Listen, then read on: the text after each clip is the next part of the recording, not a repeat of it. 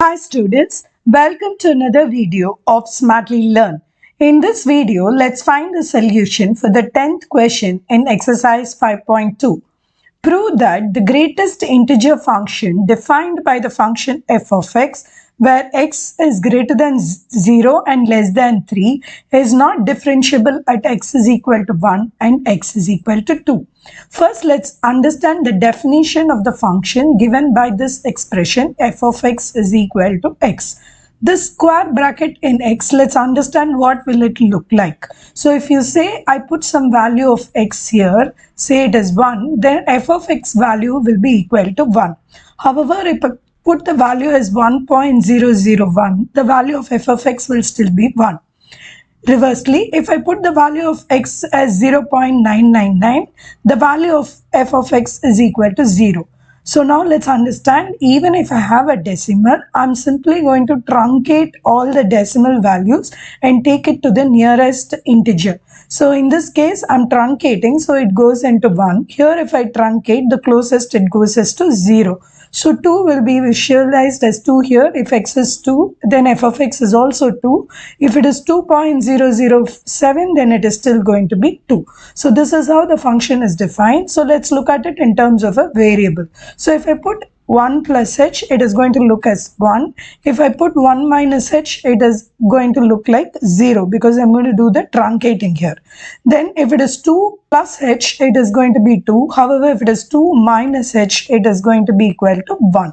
So with this understanding of the function, we are supposed to prove that this function is not differentiable at x is equal to 1 and x is equal to 2. Let's take the first case when x is equal to 1 and let's prove that this function is not differentiable there. So remember, we need to do two times of limits. In the first case, we are supposed to prove that limit h tends to 0, f of x minus f of x minus h by h. We should prove it is not equal to limit h tends to 0, f of x plus h minus f of x divided by h. Let's start for the case 1, which is x is equal to 1.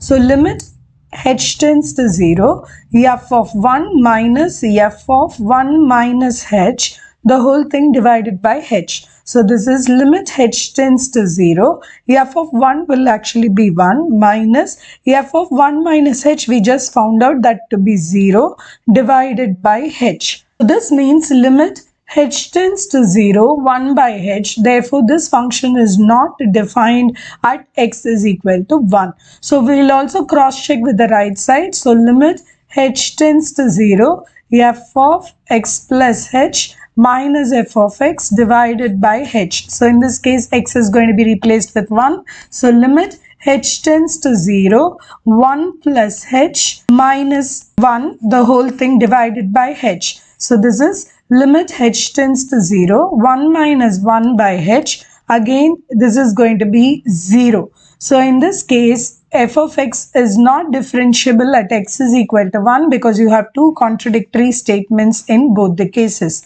Now, let's repeat the whole process for x is equal to 2.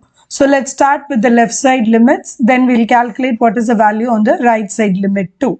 So here limit h tends to 0, this is going to be for the left limit, it is going to be f of 2 minus f of 2 minus h, the whole thing divided by h. So this is limit h tends to 0.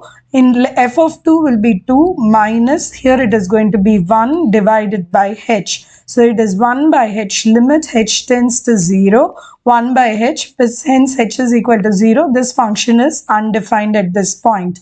Now let's find out for the right side. So limit h tends to 0, f of 2 plus h minus f of 2, the whole thing divided by h. So this is limit h tends to 0, 2 minus 2 by h. So this is 0 by h, which means here too the left and the right limits are not equal, and so this function is not differentiable at the point x is equal to 2.